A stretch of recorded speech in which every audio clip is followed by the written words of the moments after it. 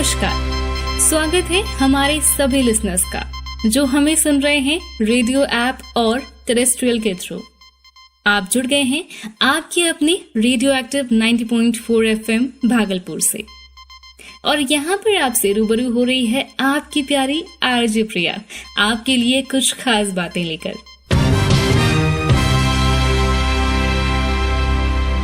आज की हमारी बातें होंगी एक नई सीरीज पर जिसका नाम है mission corona, UNICEF and CRA द्वारा प्रायोजित, जिस पर आप सुनेंगे आने वाले दिनों में 10 एपिसोड्स। और ये एपिसोड्स आप सुनेंगे हर शुक्रवार को दोपहर के 2 बजे और इसका रिपीट ब्रॉडकास्ट आप सुन सकेंगे शनिवार को दोपहर 2 बजे। मिशन कोरोना सीरीज के एपिसोड्स को आप बारी बारी सुन पाएंगे मेरे यानी आरजे प्रिया और आरजे मेहताब की जुबानी। जान लो मान लो सत्य है ठान लो, जान लो मान लो सत्य है ठान लो, रुको नहीं झुको नहीं मिटेगा ये डरो नहीं, जीतेगा देश का हर कोना mission corona.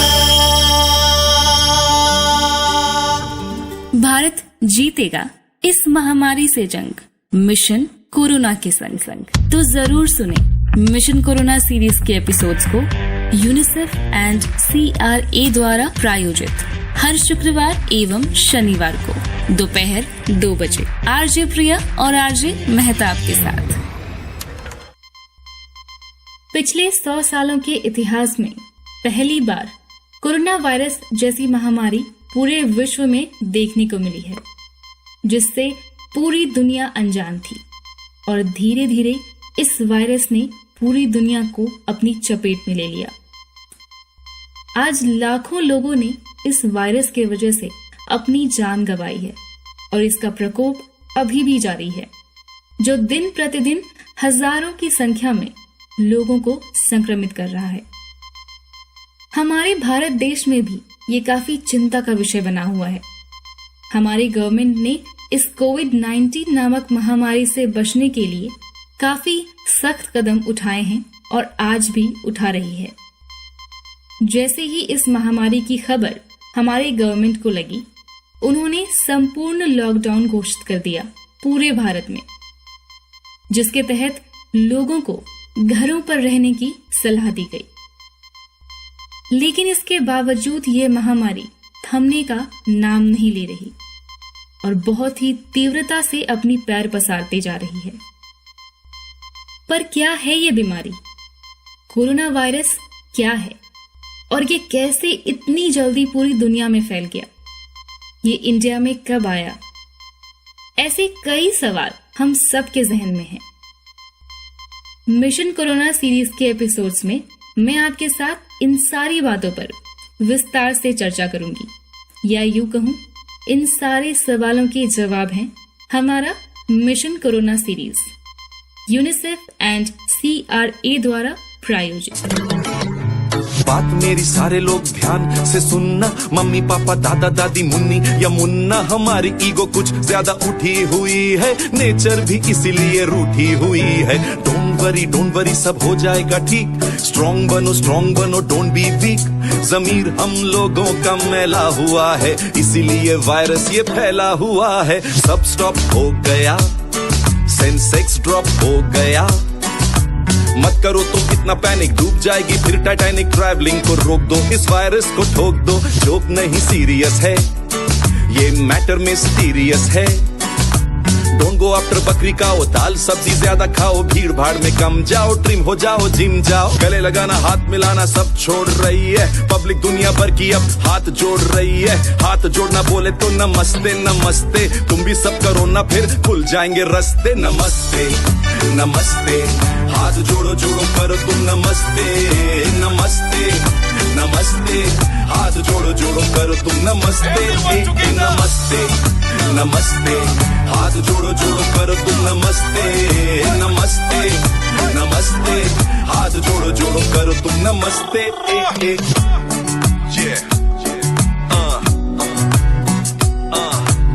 India China London Italy to America, corona virus से बचने का इंडियन तरीका। नमस्ते नमस्ते, हाथ जोड़ो जोड़ो करो तुम नमस्ते नमस्ते नमस्ते, हाथ जोड़ो जोड़ो करो तुम नमस्ते नमस्ते नमस्ते, हाथ जोड़ो जोड़ो करो तुम नमस्ते नमस्ते नमस्ते, हाथ जोड़ो जोड़ो करो तुम नमस्ते। आज मैं आपके साथ चर्चा करूंगी मिशन कोरोना के पहले एपिसोड पर, जिसमें सबसे पहले हम जानेंगे कोविड के बारे में, ये क्या है और कैसे लोग इससे इन्फेक्टेड होते हैं। आगे हम जानेंगे कि हम कैसे और कौन से प्रिकॉशंस के साथ इससे बच सकते हैं। इसी के साथ आगे चर्चा करेंगे हम कि कैसे रेस्पिरेटरी हाइजीन यानी श्वसन स्वच्छता को प्रैक्टिस में लाकर इसे फैलने से रोक सकते हैं। इसी के साथ आपको बताऊंगी कि आपके बॉडी के कौन कौन से पार्ट्स के थ्रू ये वायरस आपके बॉडी में इजीली प्रवेश कर सकता है, और साथ ही हम जानेंगे सोशल डिस्टेंसिंग क्या है। आज की हमारी लास्ट टॉपिक होगी, जिसके तहत हम चर्चा करेंगे 14 अप्रैल यानी 14 अप्रैल से शुरू की गई एक सूचना, जिसके तहत सार्वजनिक स्थानों पर मास्क पहनना अनिवार्य है। तो चलिए शुरू करते हैं मिशन कोरोना के पहले एपिसोड को, which is sponsored by UNICEF and CRA, UNICEF और CRA द्वारा प्रायोजित।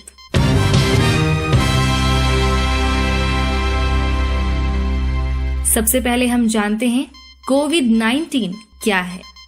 नोवेल कोरोना वायरस एक ऐसा वायरस जिसने आज पूरी दुनिया को हिलाकर रखा है और पूरी दुनिया में सबसे ज्यादा चर्चा करने वाला मुद्दा बना हुआ है। नोवेल कोरोना वायरस यानी कोविड-19, जिसकी पहचान चीन के हुआन में 2019 में हुई। एक ऐसा वायरस जिसके बारे में कोई नहीं जानता था, ना ही देखा गया था। दिसंबर 2019 में चीन के हुआन शहर में कोविड-19 का पहला मामला सामने आया।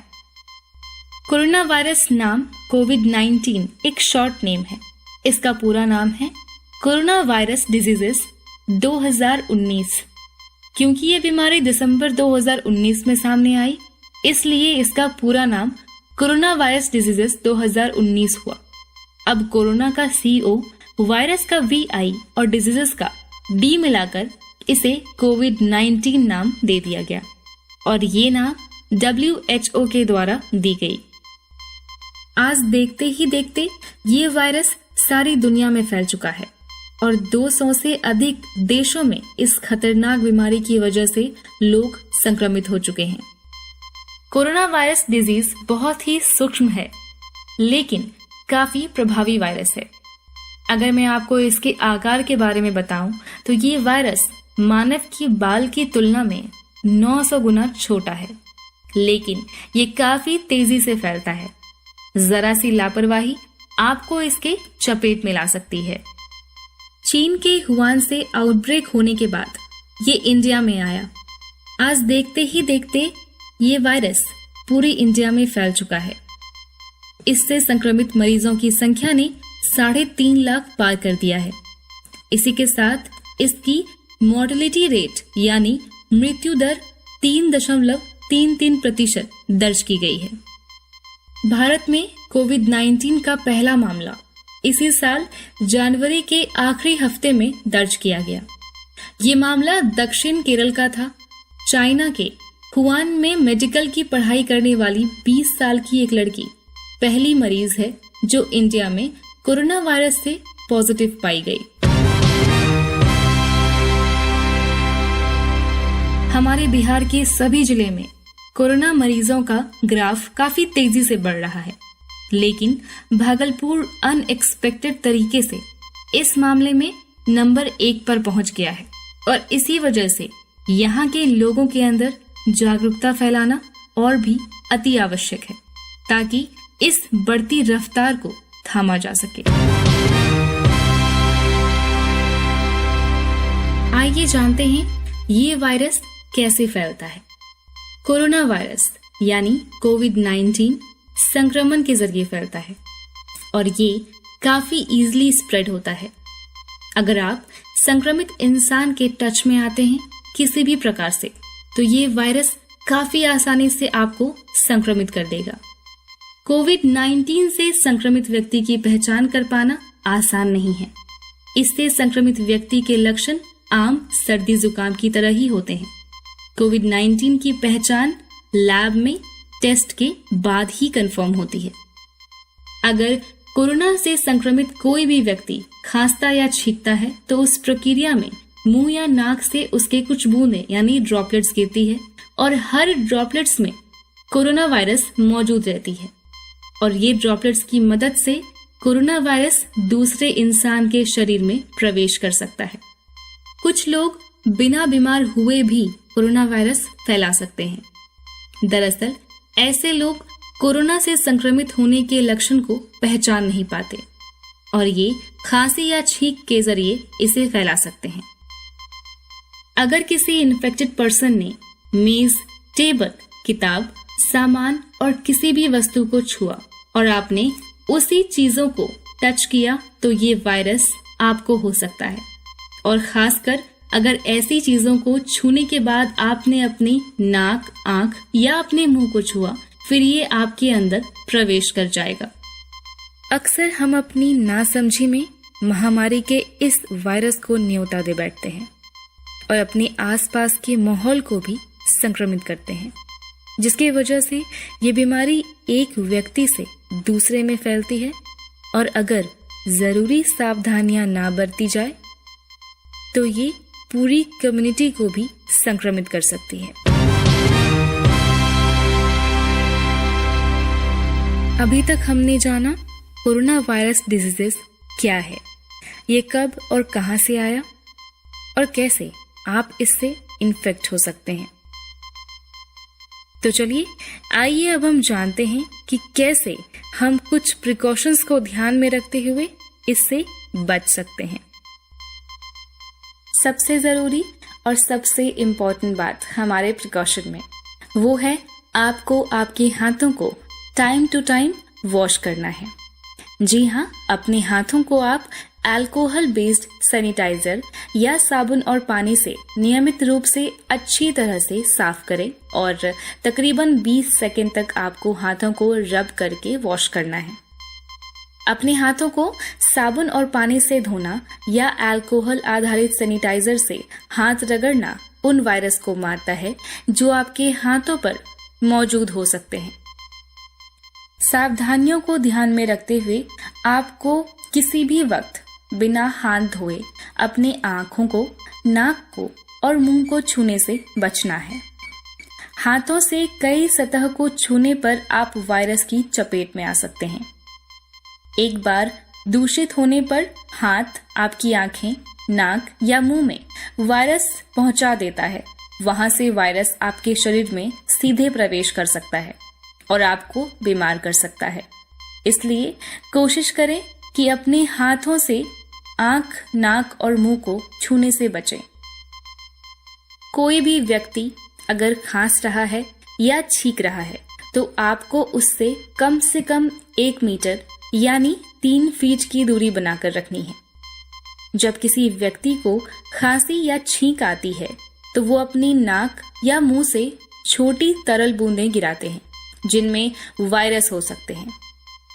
यदि खांसी करने वाले व्यक्ति को ये बीमारी है और आप उसके बहुत करीब हैं तो आप ऐसे वातावरण में सांस ले सकते हैं जिसमें कोविड-19 वायरस भी शामिल है।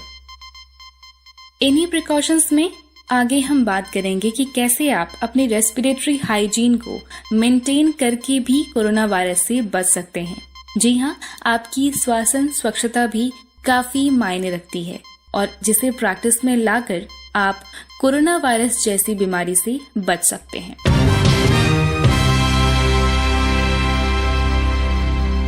आपको सुनिश्चित करना है और आपके आसपास के लोग सांस लेने की स्वच्छता का पालन कर रहे हैं या नहीं। इसका मतलब है खांसी या छींक आने पर अपने बाजू या टिश्यू से अपने मुंह और नाक को ढकना। फिर इस्तेमाल किए गए टिश्यू को तुरंत आपको डस्टबिन में डाल देना है। दूषित बूंदों से वायरस फैलता है ऐसे में सांस लेने की स्वच्छता का पालन करके आप स्वयं को और आसपास के लोगों को सर्दी, फ्लू और कोविड-19 जैसे वायरस से बचाते हैं। इसलिए आप जब भी बाहर रहो अपने आप को अलर्ट रखो, क्योंकि अगर आपके आसपास कोई भी छींक रहा है, खांस रहा है, तो आपको उससे डिस्टेंस मेंटेन करके रखनी है। रेस्पिरेटरी हाइजीन को मेंटेन करना काफी जरूरी है, जिसके तहत अगर आप खुद भी खांस रहे हो या छींक रहे हो तो डेफिनेटली आपको टिश्यू पेपर का इस्तेमाल करना है और इस्तेमाल किए गए टिश्यू को आपको तुरंत डस्टबिन में डाल देना है। तो खुद भी आपको रेस्पिरेटरी हाइजीन को मेंटेन करना है एंड अपने आसपास के लोगों को भी ध्यान में रखना है और उनसे निश्चित तौर पर दूरी बनाकर रखना है। ज्यादा से ज्यादा आपको कोशिश करनी है कि आप अपने घरों पर रहें। जब तक आपको जरूरी ना हो आप घर से बाहर ना निकलें। ना हम घर से बाहर निकलेंगे और ना ही इस बीमारी की चपेट में आएंगे। जी हाँ, कोशिश हमें ये करनी है कि हम फिजूल घर से बाहर ना निकलें।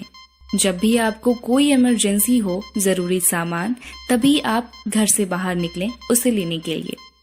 और जब आप बाहर जाओ तो आपको किसी के भी टच में आने से भी बचना है। अगर आपको किसी भी तरह की तकलीफ जैसे बुखार, खांसी या सांस लेने में कठिनाई है तो आपको तुरंत डॉक्टरों की हेल्प लेनी है और तुरंत आपको कोविड-19 के लिए जो हेल्पलाइन नंबर जारी किया गया है उसमें आपको संपर्क करना है। हमारे घर पर जो बूढ़े बुजुर्ग हैं जिन्हें मधुमेह, हृदय या फेफड़ों की बीमारी हो, उन्हें भी काफी संभाल कर रखना है, क्योंकि उनकी इम्यून सिस्टम काफी वीक है और जिनकी इम्यूनिटी स्ट्रांग नहीं है उन्हें कोरोना वायरस से काफी ज्यादा खतरा है। ये तो हम सब जान रहे हैं। काफी डॉक्टर्स, काफी विशेषज्ञों ने ये बातें बताई है, जिसके तहत हमें अपनी इम्यूनिटी को स्ट्रांग करने की सलाह दी गई है। हमारे खान पान, हमारी जो भी डाइट है उसमें हमें वही चीजें लेनी है जो हमारे इम्यूनिटी को बिल्डअप करेगा। आपको ट्रैवल करने से भी बचना है।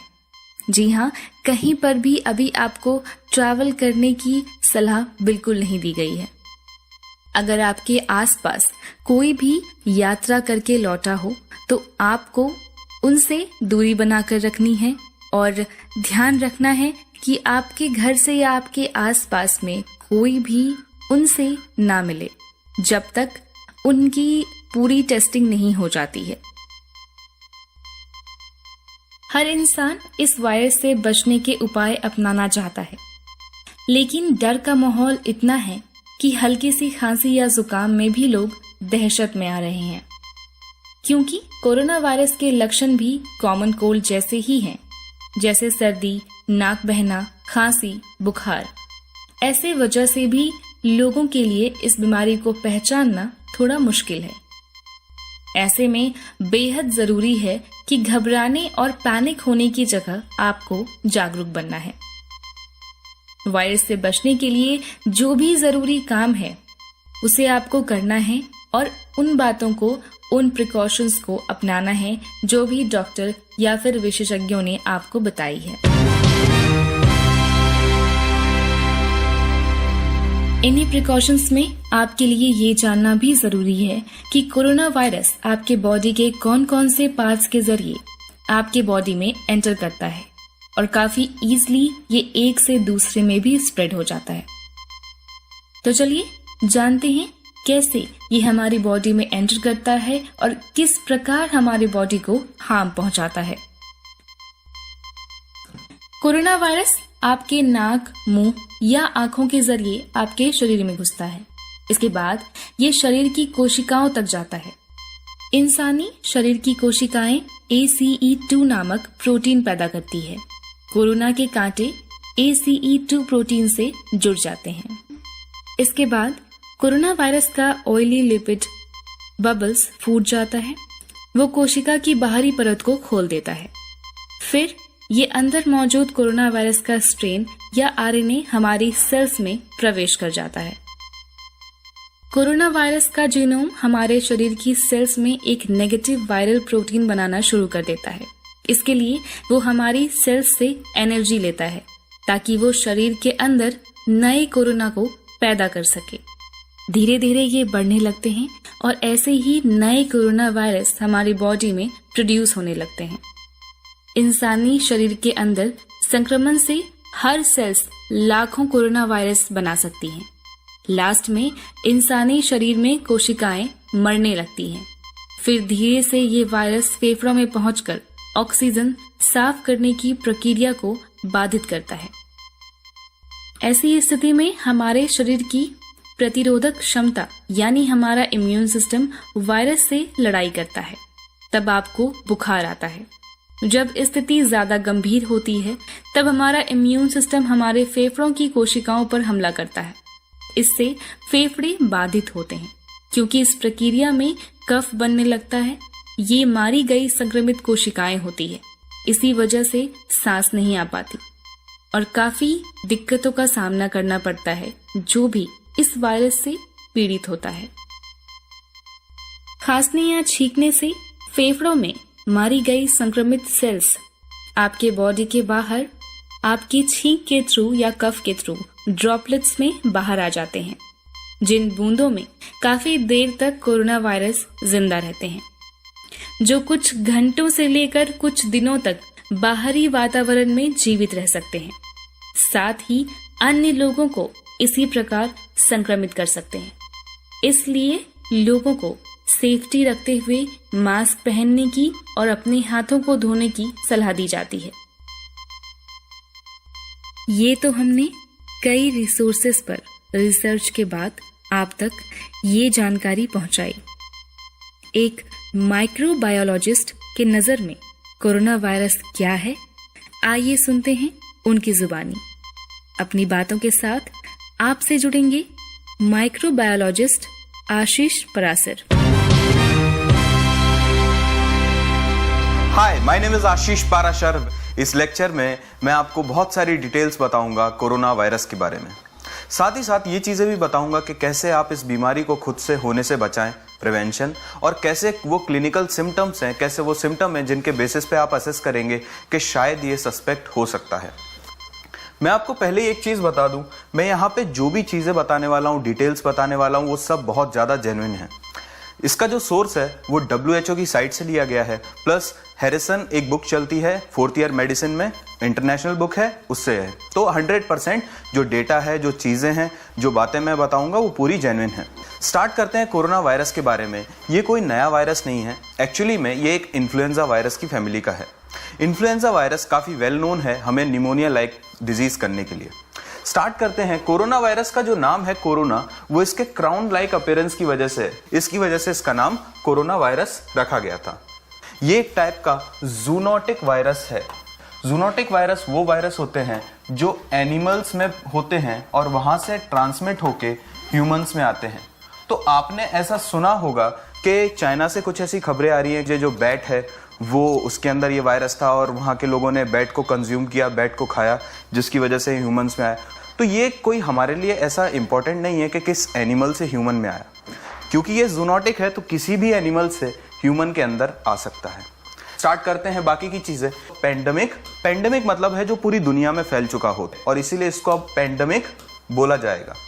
WHO की टीम ने उसने एक प्रॉपर 12 लोगों की टीम भेजी थी 10 फ़रवरी को चाइना में, ताकि वो इसके ऊपर रिसर्च कर सके, इसको प्रिवेंट करने के तरीके बता सके। कुछ बेसिक बातें हैं जो WHO की साइट ने खुद अपने वहाँ पे अपलोड की हैं चीज़ों को, जैसे कि हैंड वॉश करना चाहिए हमको, सोप वाटर से करना चाहिए, या फिर अल्कोहल जो जिनमें प्रेजेंट होता है जैसे कि सैनिटाइज़र वगैरह आपने देखे होंगे, उन सब से लगातार हैंड वॉश करना चाहिए। ये सारी चीज़ें मैं बहुत डिटेल में समझाऊंगा। फिलहाल कोरोना वायरस के बारे में और भी चीज़ें बताऊंगा। बाकी कुछ ऐसे मिथ्स हैं कि क्या सर गार्लिक से, अल्कोहल से, क्लोरीनेशन से हम कोरोना वायरस को मार सकते हैं। एक्चुअली में अल्कोहल तो थोड़ा बहुत फिर भी कारगर है, लेकिन गार्लिक और क्लोरीन का यहाँ पे कोई खास रोल नहीं है, ये सिर्फ एक मिथ है। कौन से ऐसे लोग हैं जिनको ज़्यादा केसेस या फिर ज़्यादा हाई रिस्क बोला जाएगा? ज़्यादा हाई रिस्क उनको बोला जाएगा जो ओल्ड एज पेशेंट्स होते हैं या सिंपल ओल्ड एज के लोग होते हैं। ऐसा देखा गया है कि जो लोगों का ओल्ड एज आ जाती है उसके बाद उसकी इम्यूनिटी वीक हो जाती है, जिसकी वजह से उन्हें बीमारियां जल्दी लगती हैं। ऐसे ही अस्थमा हो गया, डायबिटिक हो गए, और हार्ट डिजीज वाले जो पेशेंट हैं उनको ज़्यादा चांसेस रहते हैं कि ये बीमारी जल्दी पकड़ेगी। क्या एंटीबायोटिक का इसमें कोई यूज़ है? कुछ भी नहीं है। एंटीबायोटिक इसलिए यूज़ नहीं है क्योंकि ये एक वायरस है और एंटीबायोटिक बैक्टीरिया के अगेंस्ट वर्क करता है, ठीक है। और no specific treatment is there for corona virus. सिर्फ सिम्टोमेटिक ट्रीटमेंट दिया जाता है। सिम्टोमेटिक मतलब जैसे कि आपको जो सिम्टम हो रहे हैं उनको कम करने के लिए दिया जाता है। अब हम स्टार्ट करते हैं कि ये कैसे फैलता है, बॉडी में कैसे आता है, क्या चीज़ें करता है। तो ये सारी बहुत इंपॉर्टेंट चीज़ें हैं। स्टार्ट करते हैं सबसे पहले, इसको हम पैथोजेनेसिस बोलते हैं। ये एक तरह का ड्रॉपलेट इन्फेक्शन है। ड्रॉपलेट इन्फेक्शन का मतलब ये है कि जैसे कि आपने देखा होगा, आपने कभी छींका हो, आपने खांसा हो, तो आपके जो सिक्रीशंस है जो हवा में उड़ जाते हैं, कई बार माइन्यूट होते हैं जो आपको दिखते भी नहीं है नेकेड आइज से, तो वो जो सिक्रीशंस हैं उनके अंदर ये वायरस प्रेजेंट होता है और उन सिक्रीशन को जो भी इनहेल करेगा उसके अंदर भी ये वायरस चला जाएगा और उसको भी सिम्टम और डिजीज कॉज करेगा।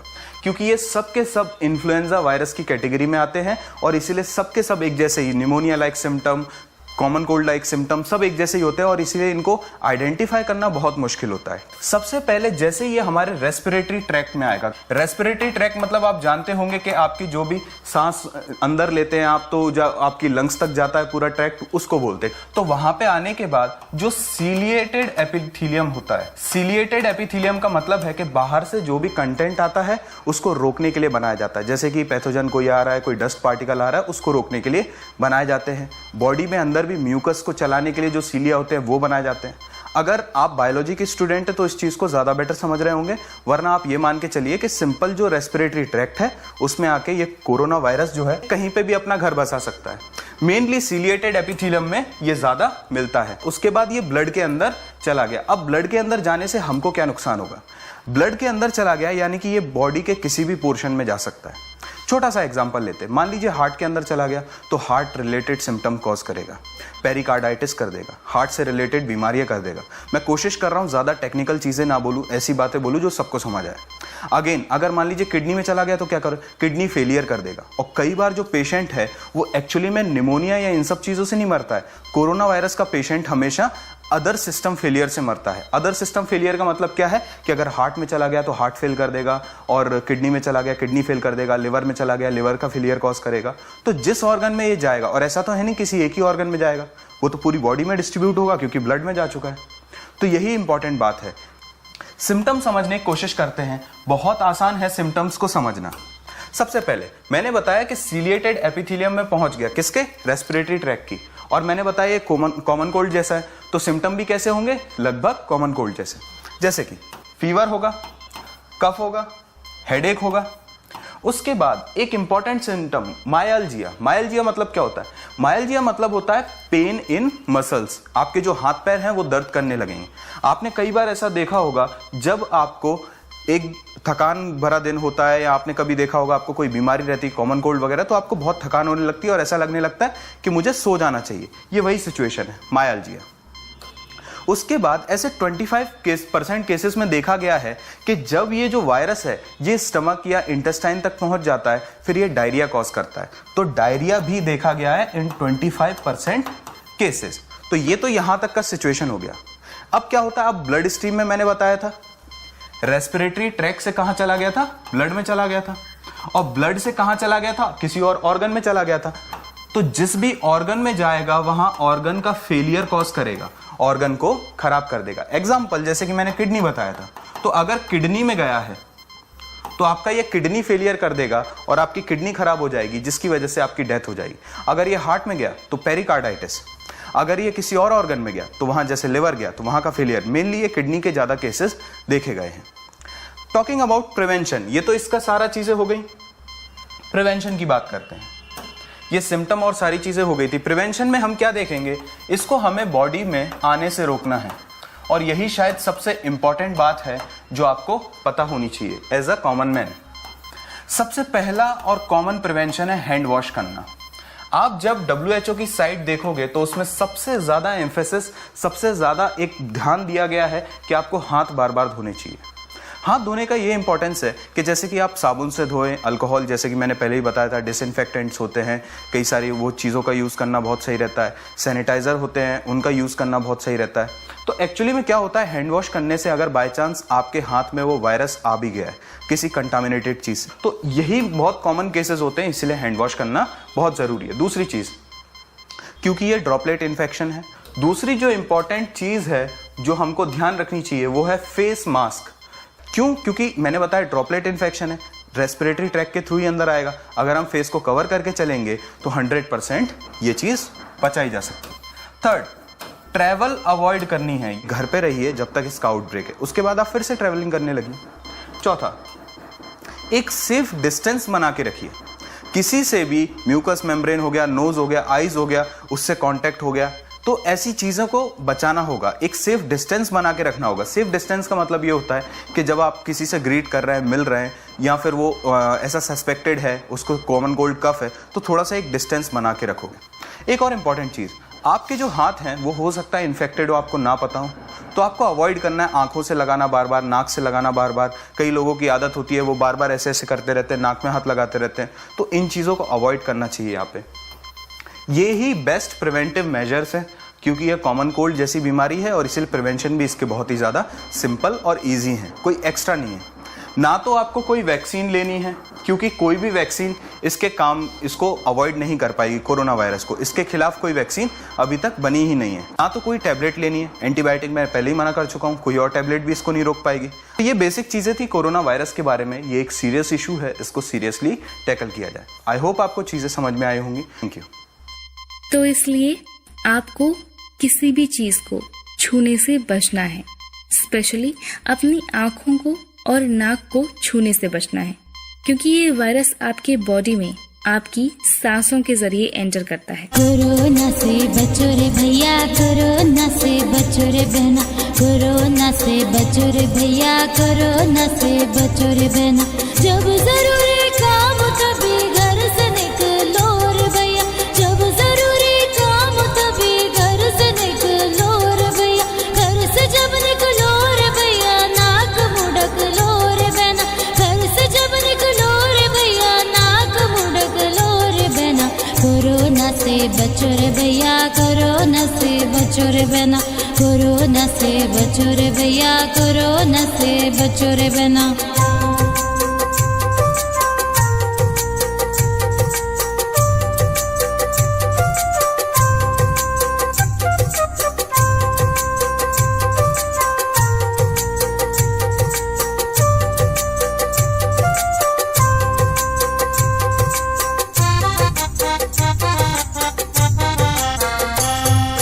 थोड़ी थोड़ी देर में करो हाथ की सफाई, उंगलियां नाखून और धो अपनी कलाई। थोड़ी थोड़ी देर में करो हाथ की सफाई, उंगलियां नाखून और धो अपनी कलाई। कम से कम 20 सेकंड तक साबुन से हाथ धोना है, कम से कम 20 सेकंड तक साबुन से हाथ धोना है।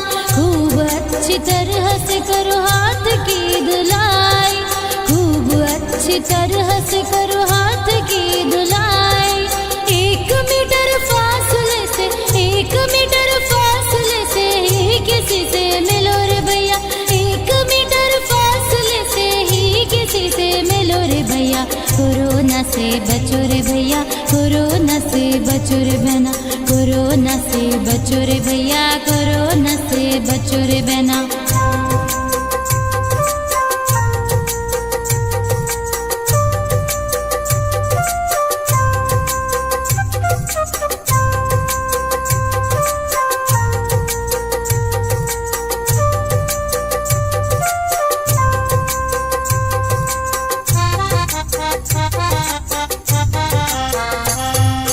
छींक आए तो तुरंत कोहनी से मुंह ढकना, खांसने पर भी सभी को है यही करना। छींक आए तो तुरंत कोहनी से मुंह ढकना, खांसने पर भी सभी को है यही करना। आँख मुँह और नाक को छूने से बचना है, आँख मुँह और नाक को छूने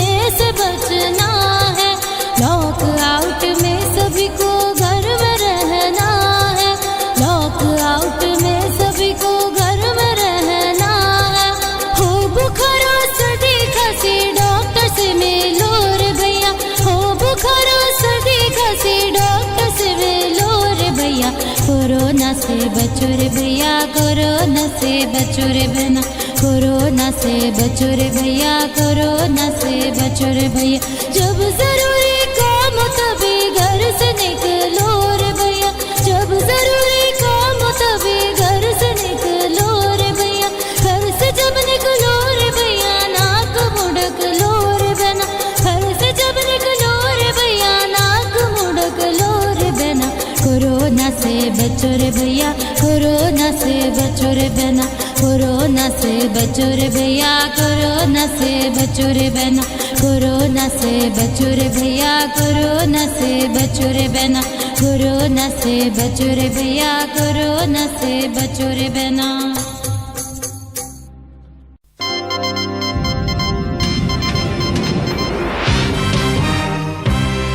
आप जुड़ गए हैं रेडियो एक्टिव 90.4 FM भागलपुर से। जान लो मान लो सत्य है ठान लो, जान लो मान लो सत्य है ठान लो। रुको नहीं झुको नहीं मिटेगा ये डरो नहीं, जीतेगा देश का हर कोना मिशन कोरोना। भारत जीतेगा इस महामारी से जंग, मिशन कोरोना के संग संग। तो जरूर सुने मिशन कोरोना सीरीज के एपिसोड्स को यूनिसेफ एंड CRA द्वारा प्रायोजित हर शुक्रवार एवं शनिवार को दोपहर 2 बजे RJ प्रिया और RJ मेहताब के साथ। कोविड-19 का कहर पूरे वर्ल्ड में दिखा है, इसलिए सभी डॉक्टर्स और हमारी गवर्नमेंट ने सोशल डिस्टेंसिंग यानी सामाजिक दूरी पर जोर दी है। डॉक्टरों का कहना है कोविड-19 के चेन को तोड़ने का यही तरीका है, क्योंकि अभी तक इसकी कोई दवा नहीं बनी है। इसलिए आपको प्रिकॉशंस के तौर पर भी ये जानना जरूरी है कि सोशल डिस्टेंसिंग क्या है। सोशल डिस्टेंसिंग का मतलब होता है एक दूसरे से दूर रहना, ताकि संक्रमण के खतरे को कम किया जा सके। क्योंकि कोविड-19 एक व्यक्ति से दूसरे व्यक्ति में इजीली प्रवेश करता है, इसलिए हमें दूसरों से तकरीबन 3 फीट की दूरी बनाकर रखनी है और इन्हीं सब बातों की सलाह भी दी जा रही है। सोशल डिस्टेंसिंग के तरीके को अपनाने वाले लोगों ने कोरोना वायरस के खतरे को काफी कम किया है, जबकि ऐसा ना करने से कई देशों को बड़ा खामियाजा भुगतना पड़ा है। आप जब भी बाहर निकलें अपनी जरूरी चीजों के लिए, तो उस वक्त भी आपको दूसरों से एक निश्चित दूरी बनाकर रखनी है। भीड़ भाड़ वाली जगह पर जाने से बचना है। एक दूसरे से दूरी बनाए रखकर आपको बातें करनी है। एक दूसरे से हाथ ना मिलाएं। अगर हम सोशल डिस्टेंसिंग मेंटेन नहीं करेंगे तो हम खुद के साथ साथ अपने पूरे परिवार को इस वायरस से संक्रमित कर सकते हैं। कोरोना वायरस के प्रसार के कई चरण हैं। पहला चरण, इस चरण में विदेश यात्रा करने वालों को रखा गया है, खासकर से वो यात्री जो कोरोना प्रभावित देशों से आए हों। दूसरा चरण, इसके तहत स्थानीय फैलाव को दर्शाया गया है। इस चरण में वो लोग आते हैं जिन्हें विदेश यात्रा वालों से संक्रमण फैला हो। ये परिवार के लोग, दोस्त और संपर्क में आए हुए अन्य लोग भी हो सकते हैं, रेल, मेट्रो, टैक्सी या लिफ्ट के जरिए। चूंकि ये बीमारी छूने से फैलती है, अगर एक संक्रमित व्यक्ति किसी वस्तु, चीज को छूता है तो वो वायरस उस चीज पर रह जाता है, और अगर एक स्वस्थ व्यक्ति उस वस्तु के संपर्क में आता है तो ये वायरस उसे भी संक्रमित कर देती है। इसलिए वी मस्ट अवॉइड टचिंग। किसी भी वस्तु को छूने से आपको बचना है। अगर किसी कारणवश आप किसी वस्तु को छू भी देते हैं तो तुरंत हाथों को साबुन और पानी से अच्छे से धो लें या सैनिटाइज कर लें। तीसरा चरण, सामुदायिक फैलाव। कम्युनिटी ट्रांसमिशन इस चरण में आम लोगों के बीच में संक्रमण फैलाना शुरू कर देता है। विदेश से आने वाले व्यक्ति से प्रभावित परिवार के लोग जाने अनजाने दूसरों को संक्रमण पहुंचा सकते हैं। संक्रमण के इस चरण में ये इस कदर फैल जाता है कि ये चेन किससे शुरू हुआ ये पता लगाना काफी मुश्किल हो जाता है, जिसकी वजह से एक के बाद एक लोग संक्रमित होने लगते हैं। चौथा चरण। इस चरण में पहुंचकर कोरोना वायरस एक महामारी का रूप ले लेता है, जिसे कंट्रोल कर पाना बहुत मुश्किल हो जाता है। इसलिए इस वायरस से बचाव के लिए सोशल डिस्टेंसिंग पर जोर दिया जा रहा है। 1.5 मीटर या उससे अधिक की दूरी से कोरोना वायरस के ड्रॉपलेट दूसरे व्यक्ति में ट्रांसफर होने की संभावना कम हो जाती है। यही वजह है कि पूरी दुनिया भर में इसे अपनाने की सलाह दी जा रही है और एक दूसरे से 1.5 से 2 मीटर की दूरी बनाए रखने को कहा गया है, ताकि आप संक्रमण के दायरे में आने से बच सकें। भारत सरकार ने जहां जहां अधिक लोगों के एक दूसरे के संपर्क में आने की संभावना है, उस पर प्रतिबंध लगा दिए हैं। सभी शैक्षणिक संस्थानों, स्कूल, विश्वविद्यालय आदि, जिम, म्यूजियम, स्विमिंग पूल और थिएटरों को बंद रखने की सलाह दी गई है। छात्रों को घरों में रहकर ऑनलाइन पढ़ाई करने को कहा गया है। मीटिंग वीडियो कॉन्फ्रेंसिंग के जरिए करने पर जोर दिया गया है। बड़ी बैठकों को स्थगित करने या उनमें लोगों की संख्या कम करने को कहा गया है। शादियों में कम से कम लोगों को बुलाया जाए और सभी तरह की गैर जरूरी सामाजिक और सांस्कृतिक कार्यक्रमों को स्थगित कर दिया जाए। हाथ मिलाने और गले लगने से बचना चाहिए। किसी तरह की गैर जरूरी यात्रा करने से बचना है। बस, ट्रेन और हवाई जहाज में सफर करते वक्त लोगों से दूरी बनाकर रखें। कॉमर्शियल एक्टिविटीज में लगे लोग ग्राहकों के साथ उचित दूरी बनाकर रखें। बाजारों में भीड़ कम करने के लिए प्रशासन कदम उठाए। सभी अस्पतालों को कोविड-19 से जुड़े प्रोटोकॉल का पालन करना चाहिए। परिवार, दोस्तों और बच्चों को अस्पताल में मरीजों के पास ना जाने दें। ऑनलाइन सर्विस में काम करने वाले को अपनी सुरक्षा का खास ख्याल रखना चाहिए। केंद्रीय स्वास्थ्य मंत्री डॉक्टर हर्षवर्धन ने कहा कि जब तक कोरोना वायरस का कोई वैक्सीन नहीं मिलता है, तब तक सामाजिक दूरी ही हमारे लिए सबसे बड़ा वैक्सीन है। इन सभी बातों को ध्यान रखते हुए आपको अपने आप को सुरक्षित रखना है। चलिए आगे बढ़ते हैं और बातें करते हैं पहले एपिसोड के लास्ट टॉपिक की। जी हाँ, जिसके तहत हम चर्चा करने वाले हैं 14 अप्रैल से जारी की गई एक सूचना, जिसके तहत सार्वजनिक स्थानों पर मास्क पहनकर जाना अनिवार्य है। कोरोना वायरस से बचने के लिए सरकार ने कई सारी चीजें तय की है। साफ सफाई का पूरा ध्यान रखना, सोशल डिस्टेंसिंग एक्सेट्रा। लेकिन अगर आप घर से बाहर निकल रहे हैं तो आपके लिए मास्क पहनना भी सबसे जरूरी काम है। कोविड-19 से बचना है, इसके लिए सबसे जरूरी कदम मास्क पहनकर बाहर निकलना है। कई स्वास्थ्य केंद्र भी लोगों को इसी के लिए जागरूक कर रहे हैं। जब भी आप बाहर जाएं, तब फेस मास्क जरूर पहनकर जाएं। ये वायरस एक से दूसरे में ना फैले, इसके लिए मास्क पहना जाता है। दुनिया भर में हुई कई रिसर्च में ये माना गया है कि मास्क के इस्तेमाल से इस वायरस को फैलने पर रोक लगाई जा सकती है। हालांकि मास्क स्वास्थ्य राष्ट्रीय संस्थान द्वारा बताए गए मानकों पर खरा उतरना चाहिए। लोगों के मन में ये भी सवाल आते हैं कि कौन सा मास्क पहनकर बाहर जाना है या फिर कौन सा मास्क ज्यादा सुटेबल रहेगा, सेफ रहेगा। तो मार्केट में कई तरह के मास्क मिलते हैं। सबसे पहले बात करते हैं रेस्पिरेटर के साथ आने वाले मास्क को, जो सबसे ज्यादा सुरक्षित माना गया है। ये सील टेस्टेड रेस्पिरेटर्स फाइबर से बने होते हैं, जो हवा को फिल्टर करने में सबसे अधिक कारगर होते हैं। सर्टिफाइड N95 रेस्पिरेटर्स 95% तक पार्टिकल्स को फिल्टर कर सकते हैं। N99 रेस्पिरेटर्स इन पार्टिकल्स को 99% तक फिल्टर कर सकते हैं।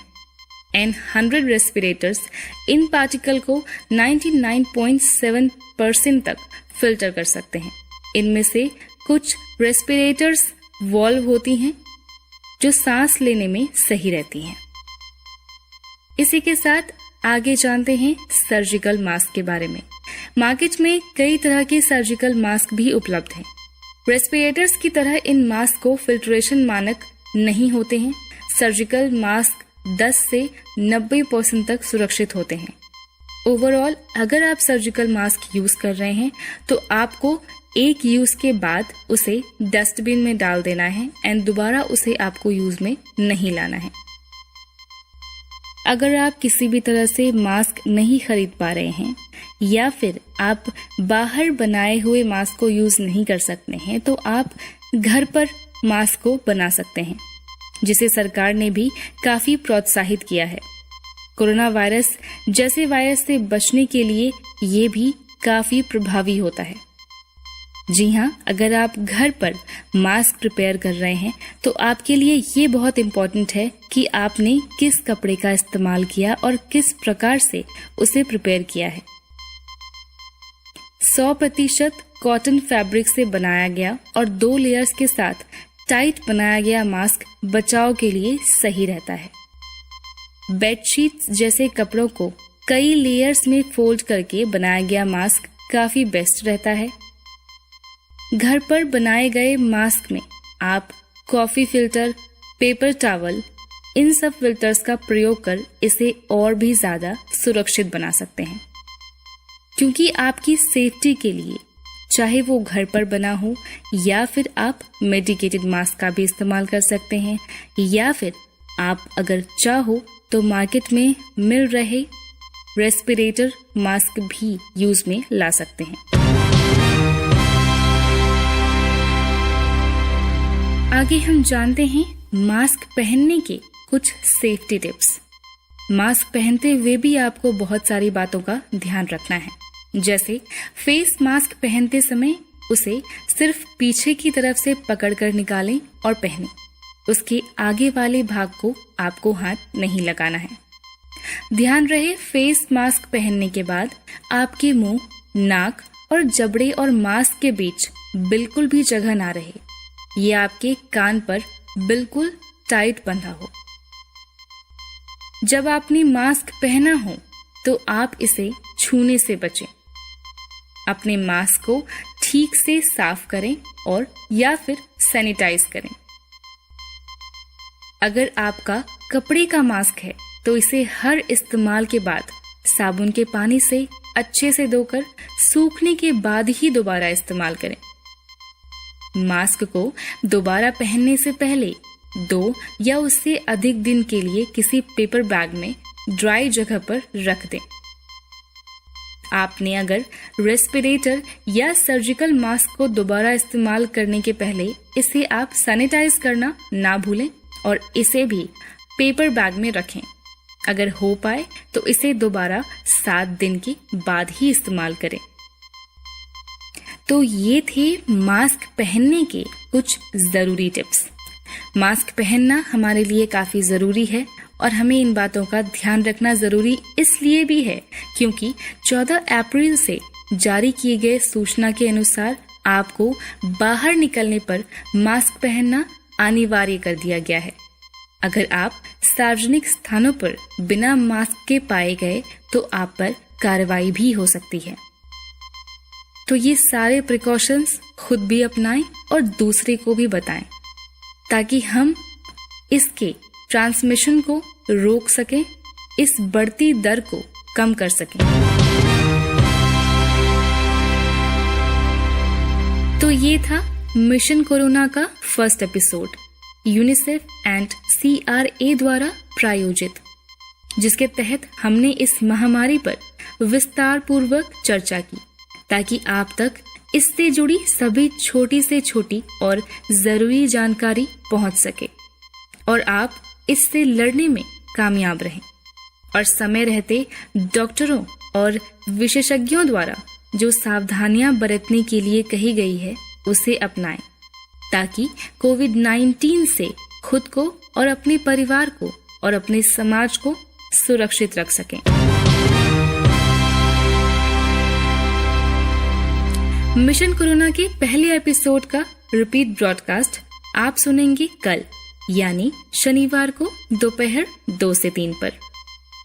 मिशन कोरोना सीरीज के दूसरे एपिसोड के साथ आपसे जुड़ेंगे अगले शुक्रवार को आरजे मेहताब दोपहर 2 से 3 पर। तो सुनना ना भूलें। Mission corona series UNICEF and CRA द्वारा प्रायोजित। जल्द मिलूंगी आपसे मिशन कोरोना सीरीज के नेक्स्ट एपिसोड के साथ। तब तक के लिए मुझे दे दीजिए इजाजत और अपना और अपने अपनों का ख्याल रखें। नमस्कार।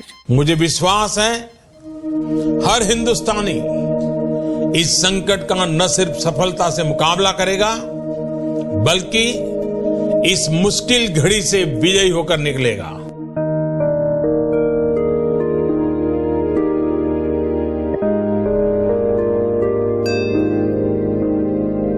जय जय जय जय जय जय जय हो जय जय जय जय जय जय। फिर से शहरों में रौनक आएगी, फिर से गाँव में लौटेगी हंसी, फिर से साथ सारे यार होंगे, ना होगी पाबंदी ना रोक ही कोई, फिर से सड़कों पे सब नाचेंगे, पटरी पे पहिए भागेंगे, गूंजेंगे खेलों के मैदान, बांटेंगे हम खुशियां, गम भी हम मिलकर बांटेंगे, फिर से होगी सपनों की उड़ान। जो साथ दे दे सारा इंडिया, फिर मुस्कुराएगा इंडिया, फिर जीत जाएगा इंडिया। जो साथ दे सारा इंडिया,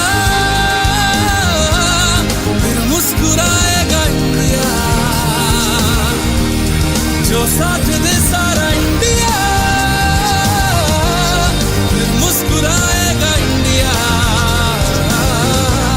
जो साथ दे सारा इंडिया, फिर मुस्कुराएगा इंडिया। जो साथ दे सारा इंडिया, फिर मुस्कुराएगा इंडिया।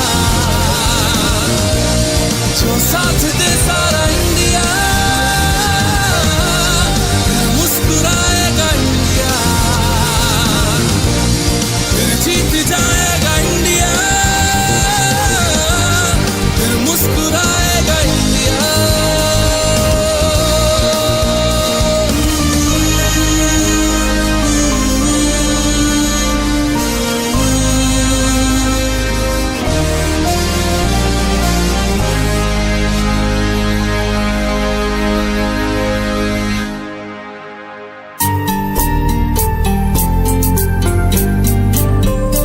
जान लो मान लो सत्य है ठान लो, जान लो मान लो सत्य है ठान लो। रुको नहीं झुको नहीं, मिटेगा ये डरो नहीं, जीतेगा देश का हर कोना, मिशन कोरोना। भारत जीतेगा इस महामारी से जंग, मिशन कोरोना के संग संग। तो जरूर सुने मिशन कोरोना सीरीज के एपिसोड्स को यूनिसेफ एंड CRA द्वारा प्रायोजित हर शुक्रवार एवं शनिवार को दोपहर 2 बजे RJ प्रिया और RJ मेहताब के साथ।